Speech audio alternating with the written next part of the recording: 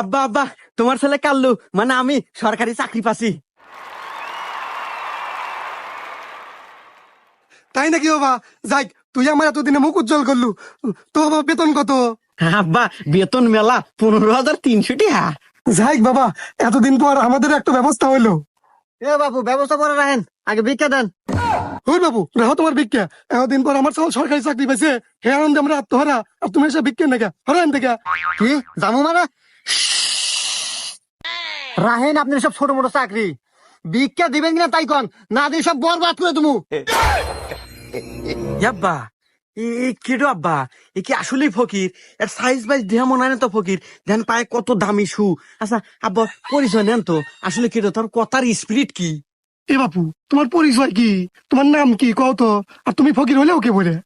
আমার নাম বরবাদ ফকির।